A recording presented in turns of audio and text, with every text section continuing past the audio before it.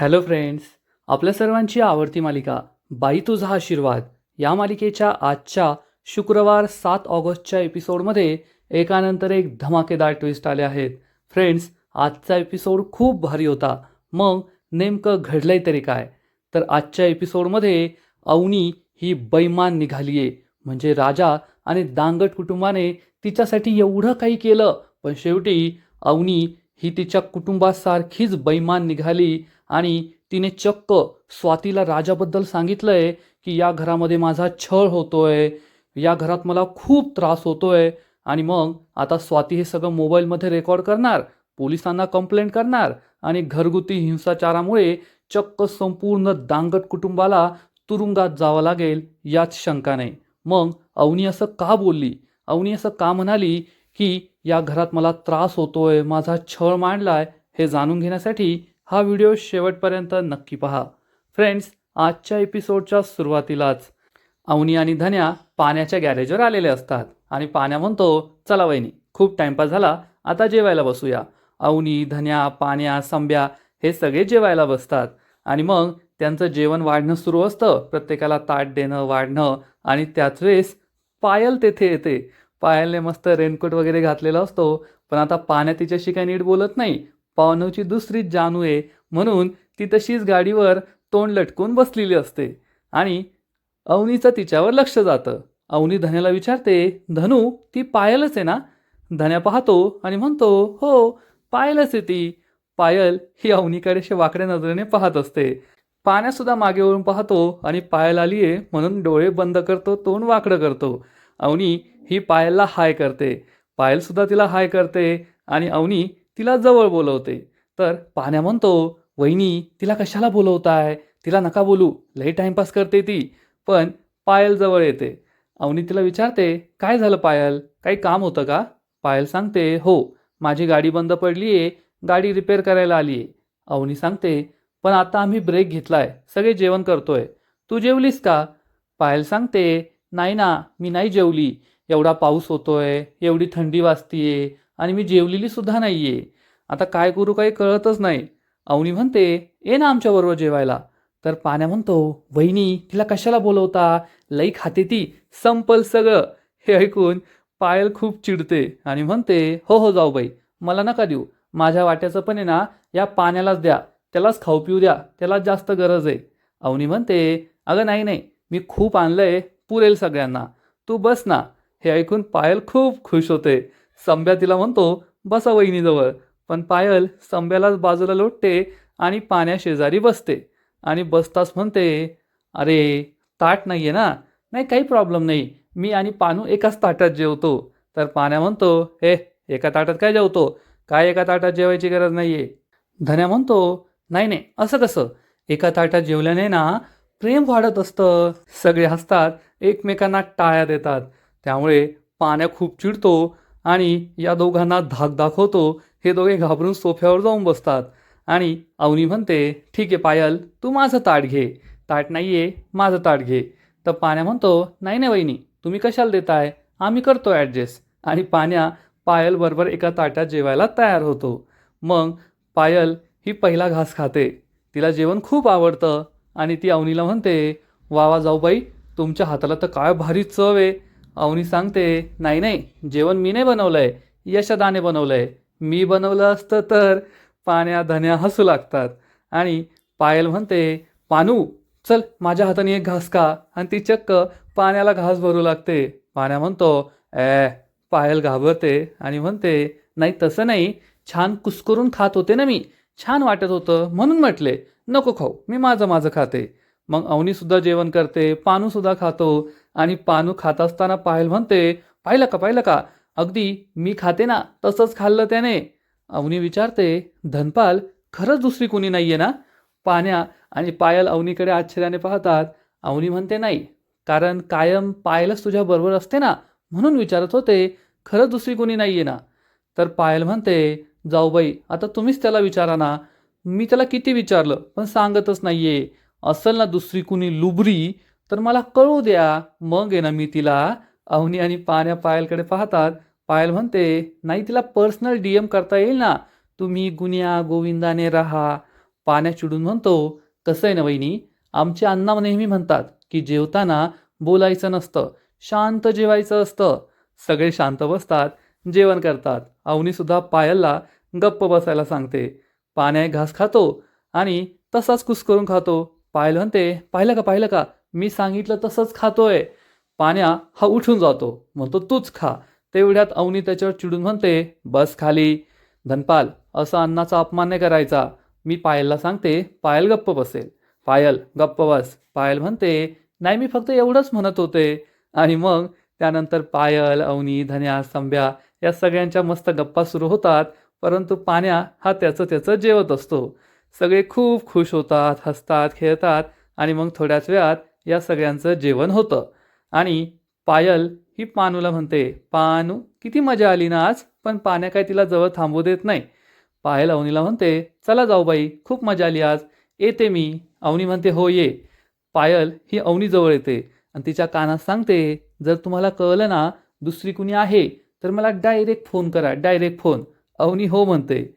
पाण्या म्हणतो, चला निघा आता. तर पायल म्हणते, येऊ का पानू. पाण्या म्हणतो, नको येऊ. पायल खूप खुश होते आणि परत बसते. तिला असं वाटतं की पाण्या जाऊ नको असं सांगतोय. तर पाण्या म्हणतो, हे जा आणि परत येऊ नको असं म्हणतोय मी. परंतु पायल ही लगेच हसून लाजत मुडत तेथून निघून जाते. आणि मग धन्या म्हणतो, चला आता मला मनन करायचंय. अवनी विचारते, मनन. तर पाण्या सांगतो, बैल जसा खाल्ल्यानंतर रवंथ करतो तसा धन्या अभ्यासाच्या नावाखाली मनन करतो. धन्या म्हणतो, आता हा जे म्हणन ते म्हणन, पण मी करणारे आता मनन. असं म्हणून धन्या मस्त सोफ्यावर आडवा होतो. संभ्या म्हणतो, चला मधली सुट्टी संपली, कामाला सुरुवात. आणि संभ्या कामाला सुरुवात करतो. पाण्या अवनीजवळ येतो आणि म्हणतो, वहिनी आज तुम्ही पहिल्यांदा गॅरेजवर आला, मला असं काम करताना पाहिलं, तुम्हाला वाईट वाटलं असेल ना, माझी लाज वाटली असेल ना. तर अवनी म्हणते, का तुझी लाज का वाटेल. उलट मला तर तुझा खूप जास्त अभिमान वाटला धनपाल. कारण काही शिक्षण नसताना तू स्वतःहून मेकॅनिकची कामं शिकला, इतकी मेहनत करतोय आणि माझा पूर्ण विश्वास आहे की आज ना उद्या तू तर स्वतःचं गॅरेज असेल, तू तुझ्या कष्टाच्या बळावर स्वतःचं गॅरेज नक्की उभं करशील. मला कष्ट करणारी माणसं खूप आवडतात, ज्यांनी स्वतःच्या जीवावर हे विश्व निर्माण केलंय. आणि एक ना एक दिवस तुझं सुद्धा मोठं गॅरेज असेल, तू सगळं करून दाखवशील असा मला पूर्ण विश्वास आहे. हे ऐकून पाण्या खूप खुश होतो आणि म्हणतो, वहिनी आता तुम्ही म्हटला ना, आता तर मी करूनच दाखवणार. एक दिवस माझं गॅरेज नक्की असेल. अवनी खुश होते. पाण्या हा कामाला निघून जातो. आणि अवनी मनात विचार करते, मला तुझा का राग येईल धनपाल. मला तर त्या राजाचा राग आलाय. तो फक्त माझ्याशी खोटं खोटं आणि खोटंच बोलतोय. आज मी त्याला सोडणार नाहीये. आज मी त्याला चांगली शिक्षा करणार आहे असा विचार अवनी मनातल्या मनात करते. आणि मग थोड्या वेळानंतर अवनी घरी पोहोचलेली असते आणि राजाची वाट पाहत असते. राजाला आज सोडायचं नाही, त्याला चांगली शिक्षा करायची असं तिने ठरवलेलं असतं. तेवढ्यात यशाला घराच्या बाहेर येतो आणि विचारतो, काय करताय तुम्ही, कोणाची वाट पाहताय का. अवनी म्हणते, हो मी राजाची वाट पाहतीये. राजा कधी येणार आहे. यशोदा सांगतो, आत्ताच त्याचा फोन आला होता, येतच असेल घरी. अवनी म्हणते, ठीक आहे, तो आला का मला सांगा. असं म्हणून अवनी घरात जाणार.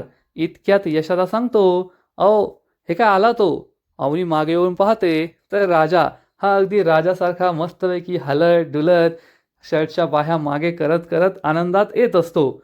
पण अवनीच्या चेहऱ्यावर मात्र खूप राग असतो, ती चिडलेली असते. राजा अंगणात येतो. यशोदा सांगतो, बरं झालं आलास, या तुझीच वाट पाहत होत्या. राजा म्हणतो, अरे वा, खरंच मला खूप आनंद झालाय की या माझी वाट पाहत होता.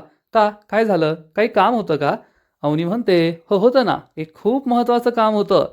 यशोदा राजा दोघे खुश होतात. राजा विचारतो, काय काम होतं. अवनी म्हणते, अरे तुझं स्वागत करायचं होतं. राजा म्हणतो, माझं स्वागत. अहो माझं स्वागत कशाला करता, उलट मीच तुमचं स्वागत करायला पाहिजे. अवनी म्हणते, नाही नाही, तू माझं अनेकदा स्वागत केलंय, आज मी तुझं स्वागत करते. काहीतरी पाहिजे मला. असं म्हणून अवनी ही थोडीशी मागं जाते आणि तेथून एक भली मोठी काठी घेऊन येते. अवनीच्या हातात ही काठी पाहून राजा आणि यशोदा खूप घाबरतात. राजा विचारतो, अहो हे काय करताय. अवनी म्हणते, कारण तू माझ्याशी खोटं बोललायस आणि आज मी तुला शिक्षा देणारच. राजा म्हणतो, अहो मी काय खोटं बोललोय? अवनी म्हणते, तू मला मूर्ख समजतो का रे? फक्त माझ्याशी खोटं खोटं आणि खोटंच बोलतोस. यशोदा खूप घाबरतो. त्याला असं वाटतं की अवनी आणि राजाच्या लग्नाचं सत्य अवनीला कळलं की काय. अवनी म्हणते, आज मी तुला सोडणार नाहीये. आणि अवनी राजाच्या पायावर काठीचा सनकन रपका देते. राजा ऐग खूप लागले म्हणून धावत पळत असतो. अवनी त्याच्या मागे मागे पळत असते आणि म्हणते, प्रत्येक गोष्ट तू माझ्याशी खोटं बोलतोय. तू माझ्याशी एवढं मोठं खोटं बोलशील ना, असं मला वाटलं नव्हतं राजा. तू माझा विश्वासघात करतोयस. राजा आणि यशोदा खूप घाबरतात. राजा यशोदाच्या मागे जाऊन लपतो. यशोदा म्हणतो, थांबा तुम्ही थांबा, काय झाले ते तरी सांगा. अवनी म्हणते, यशोदा तुम्ही बाजूला व्हा. हा माणूस आहे ना, मला फक्त फसवतोय आणि आता याचं खूप होतंय. यशोदाला असं वाटतं सगळं संपलं. अवनीला राजा आणि तिच्या लग्नाचं सत्य कळलं की काय. राजा सुद्धा घाबरतो. राजा विचारतो, अहो पण तुम्हाला कळलंय तरी काय? तर अवनी म्हणते, तो आपला आधी तू काय सांगितलं? यशोदा कॉन्ट्रॅक्टर आहे. राजा खुश होतो आणि म्हणतो, अहो मॅडम ते तुम्हाला कळलं ना, चुकलं माझं, मी खोटं बोललो होतो. अवनी म्हणते, खोटं बोलला होता? आणि ती पुन्हा एकदा राजाच्या पायावर सनकन काठीचा सपका ठेवून देते. राजा पुन्हा विवळत विवळत पळतो. अवनी त्याच्या मागे मागे पळते. अवनी म्हणते, फक्त तेवढंच खोटं बोलला का? तुम्हाला हे सांगितलं की धनू तो टॉपर आहे कॉलेजचा, हो की नाही? राजा पुन्हा हसतो आणि म्हणतो, ते होय. अवनी म्हणते, हसू नको. राजा सिरियस होतो. अवनी चिडून म्हणते, धनू टॉपर आहे? तर राजा म्हणतो, ती होप आहे ना मला की तो एक ना एक दिवस टॉपर होईल. अवनी म्हणते, होप आहे? अरे त्याचे ऑल क्लिअर होण्याचे वांदे आणि तू मला सांगतोय तो कॉलेजचा टॉपर आहे, विदेशात शिकायला जाणार आहे. अवनी परत त्याच्या मागे पळते. राजा पुढे पळतो. राजा म्हणतो, हो ते तेवढं बोललो मी, कारण मला होप होती. अवनी म्हणते, आणि तू अजून काय सांगितलं? धनपालचं स्वतःचं मोठं शोरूम आहे. राजा म्हणतो, शोरूम नाही, गॅरेज म्हणालो, गॅरेज. अवनी म्हणते, हो मीच मूर्ख आहे ना. कधी तू शोरूम सांगायचा, कधी गॅरेज सांगायचा, कधी शोरूम कनेक्टेड गॅरेज सांगायचा. राजा म्हणतो, खरं आहे ते, मी तुम्हाला नेऊ शकतो. पाण्याचं स्वतःचं गॅरेज आहे. अवनी म्हणते, स्वतःचं गॅरेज आहे? अरे किती खोटं बोलशील, परत खोटं बोलतोय. यशोदा मान खाली घालून उभा असतो. अवनी चिडून म्हणते, मी स्वतः त्याच्या गॅरेजवर गेले. तो एक मेकॅनिक म्हणून काम करतो, त्याचं स्वतःचं गॅरेज नाहीये. हे सत्य कळलंय मला. अवनी ही राजाच्या मागे मागे पळत असते. राजा म्हणतो, मी तुम्हाला खोटं नाही सांगितलं, मी फक्त माझ्या फॅमिलीची इमेज चांगली व्हावी म्हणून थोडं वाढवून सांगितलं आणि आज ना उद्या ते होणारच आहे म्हणून सांगितलं. अवनी म्हणते, फॅमिलीची इमेज सुधारण्यासाठी म्हणजे तू खोटं बोलशील, मला सगळं खोटं सांगशील? अवनी ही राजाच्या मागे मागे धावत असते. राजा पुढे पुढे धावत असतो आणि तेवढ्यात सुलू आत्या घराबाहेर येते. हे सगळं पाहते. तिला आनंद होतो. ती दत्ताला सुद्धा बोलवून आणते. ए दत्ता दादा लवकर बाहेर ये. दत्ता सुद्धा बाहेर येतो आणि मग यशोदा राजाला पकडतो आणि अवनीला म्हणतो, मारा मारा, मार खायच्याच लायकीचा ह्या, मारा याला.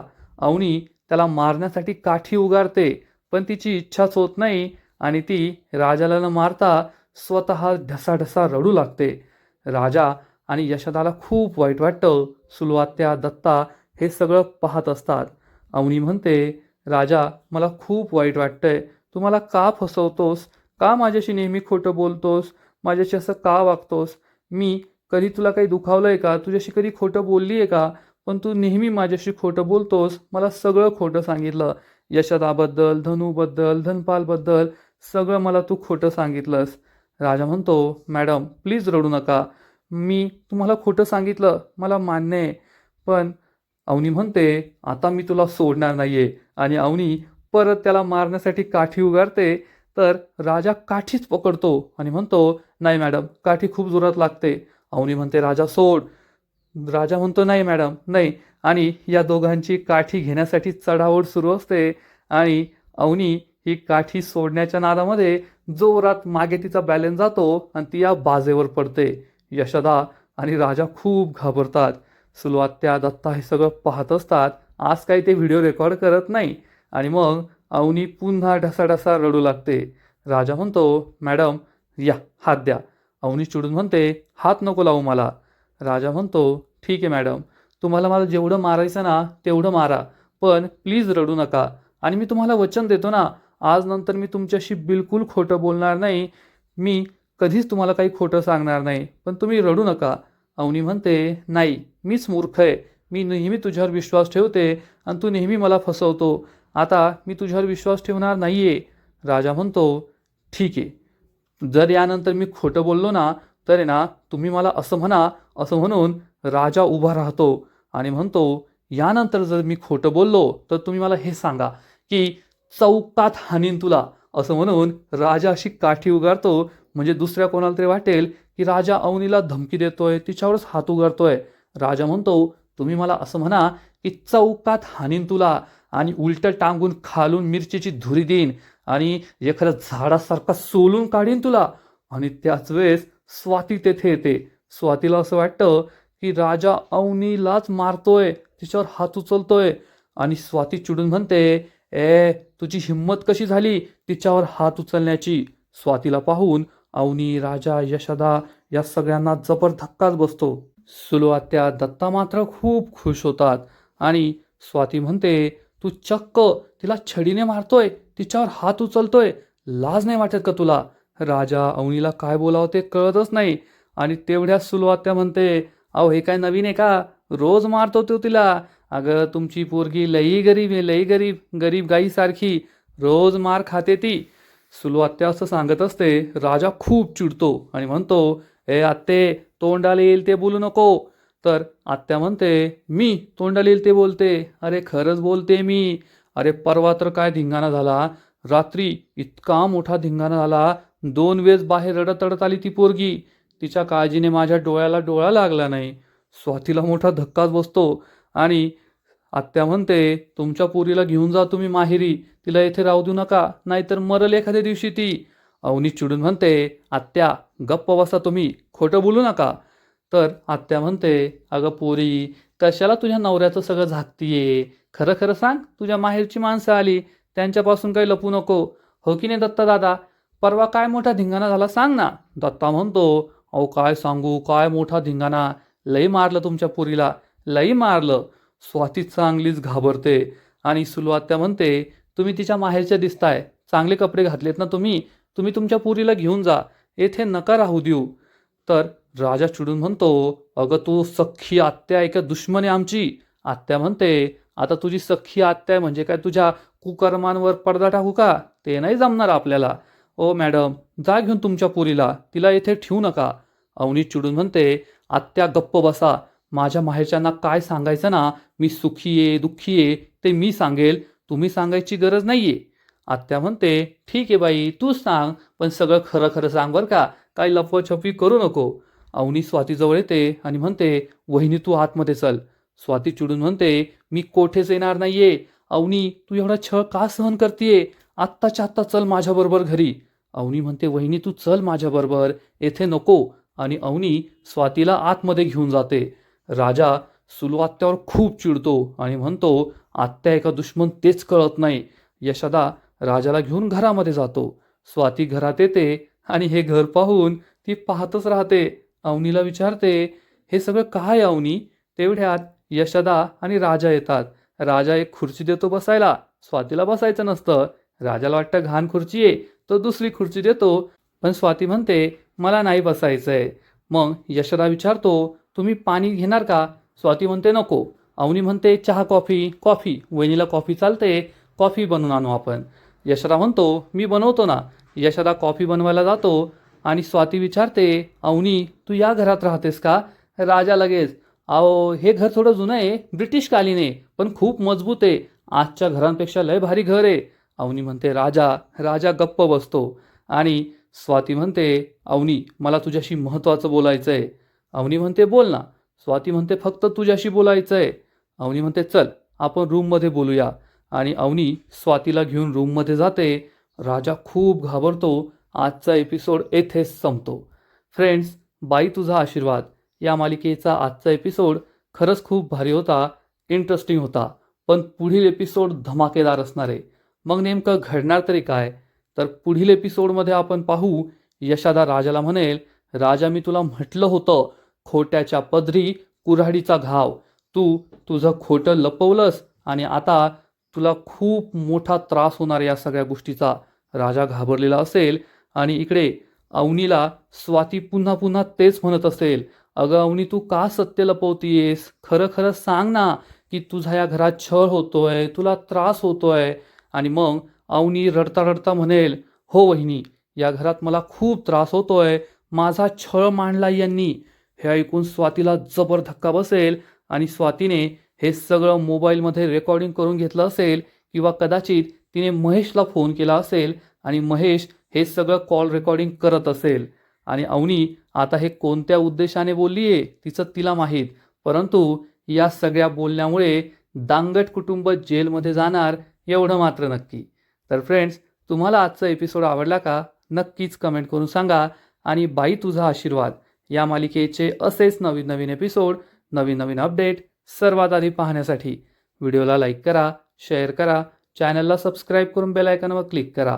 म्हणजे या मालिकेचे नवीन नवीन एपिसोड तुम्हाला सर्वात आधी पाहायला मिळतील. खूप खूप खूप धन्यवाद.